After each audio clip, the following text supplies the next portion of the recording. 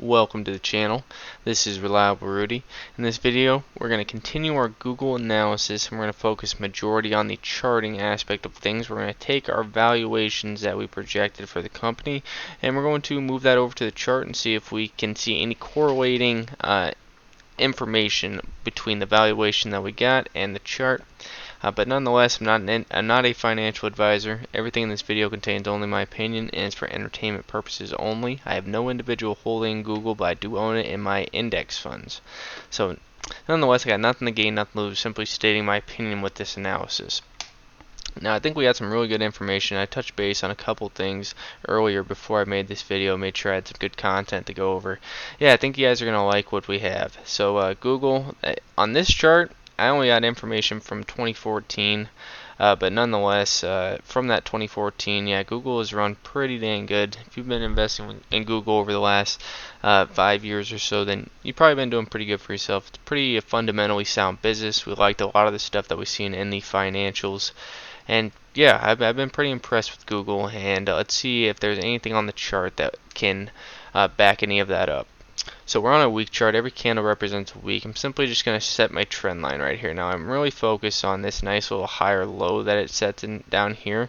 I really like this, and matching this up, looking for 3 points of contact is what I'm going to be focused with. But nonetheless, I do see a nice left leg right there. Got a nice wave pattern down. We build a neckline that we actually triple top into. I like how that looks, and then that ultimately sets this higher low.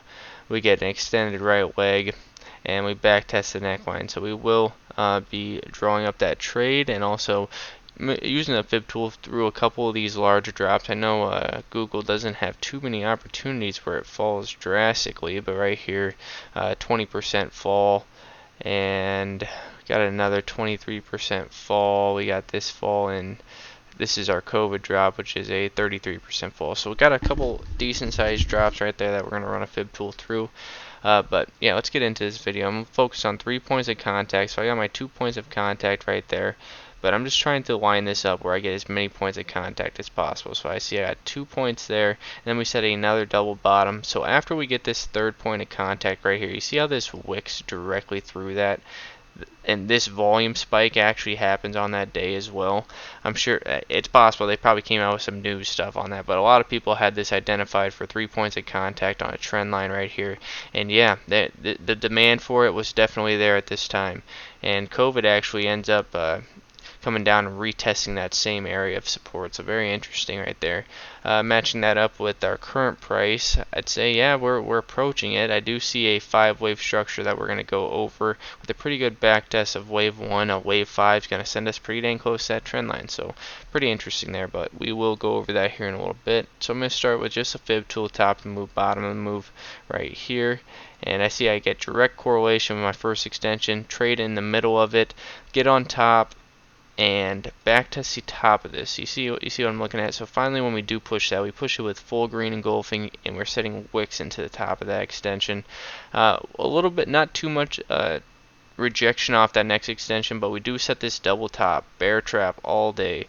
And ultimately, the valuation of Google pushed it so that it was able to continue running right here. But look at where we're resting. We put wicks right onto the top of that, set a pretty solid set of support right there. But nonetheless, it does put this bear trap in, double tops into my full extension. You have sellers dumping shares off that full extension nonetheless. And yeah, ultimately never got that crack. Didn't even make it down to the trend line, but I like how all these extension points are getting pretty solid support and resistance built in off of each one. So pretty good look right there. We're going to take that fib tool off here. And this is another decent sized drop right here, but let's not forget this is where my full extension is at. You see this drop right here, I was trying to get back underneath that full extension. I guarantee when we had already pushed through this full extension that a lot of people at the time actually had their fib tools like this instead of taking it from this top. So people like looking back, it'd be easy to do this, and we get a clear rejection off my first extension. But ultimately, I think that a lot of people probably would have been using this drop right here, even though the drop is less. So we're going to look at both of these and see what we think. But we do get a nice rejection off our first extension. Clear rejection from our COVID drop right there. clear rejection. We put wicks into the next one, and yeah, we shoot through this bullish, but ultimately there was some selling pressure that came along that full extension, but you do have this decent trend line that we trade down to, and we actually stay on top of that, and we stay bullish for quite some time. Yeah, pretty interesting right there. It was the year 2020, so you got to be careful with that year as well. But I do like how that extension is kind of meeting up with everything right there. And now I am going to take this COVID drop and see if we can match up anything right here.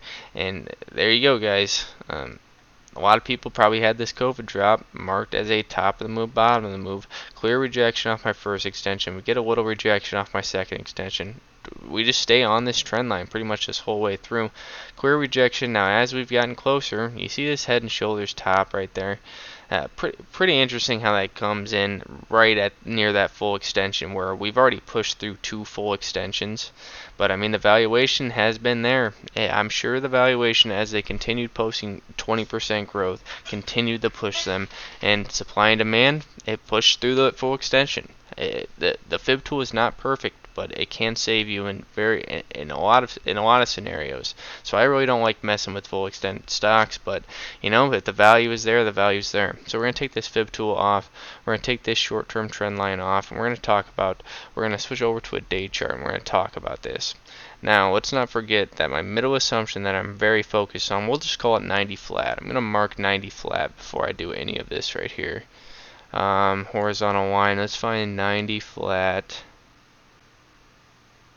Right about there is about as close as you can get the 90 flat. 89.98.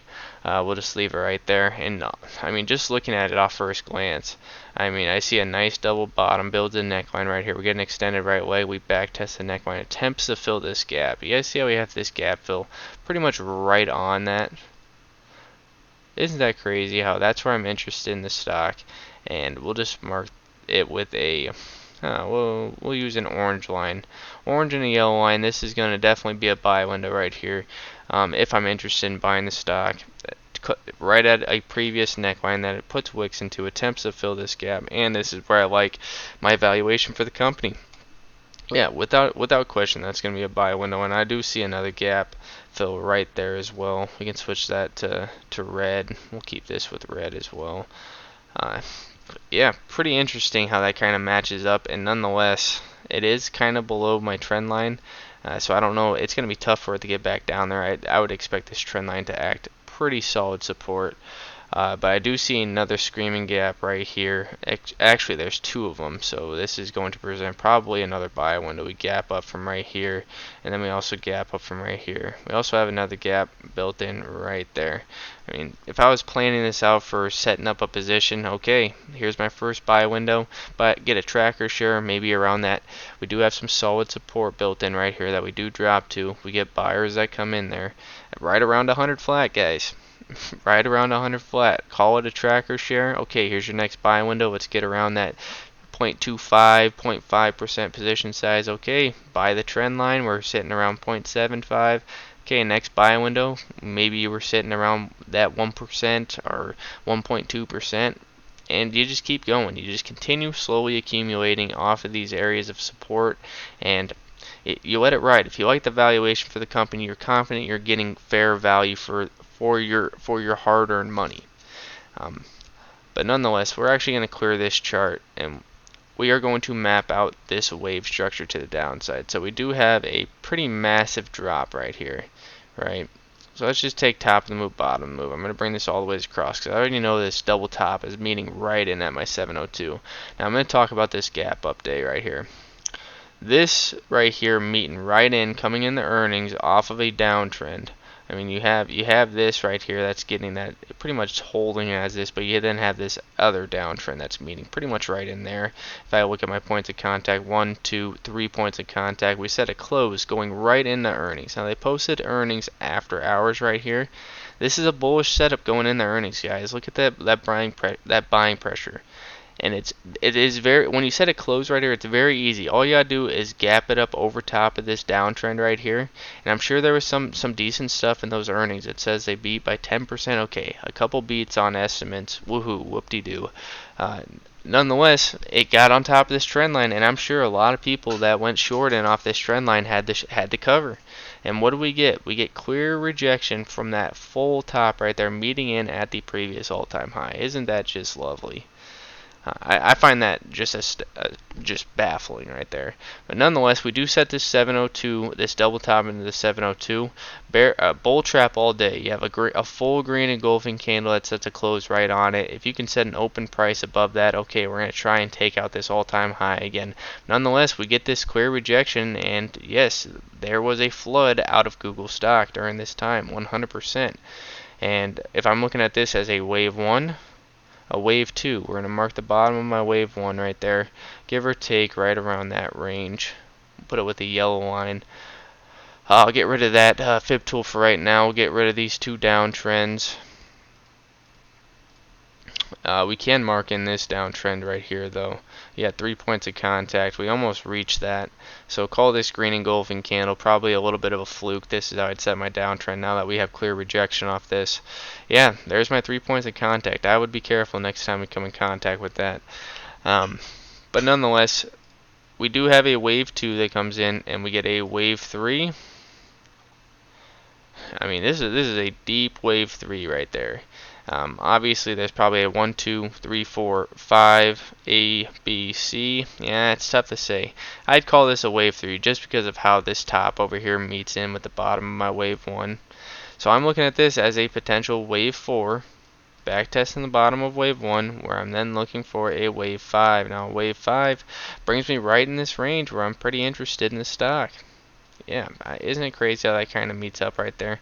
So I'm not surprised that it got this hard rejection right here, especially when you're setting this type of structure. You haven't back tested wave 1. You could call this a back test of wave 1, but this is the attempt to get back up to wave 1, meeting in with my downtrend.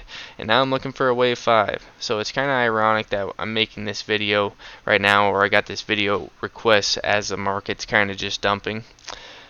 But yeah, we do have a gap fill right here, so it doesn't mean that we're ultimately going to get that full wave 5.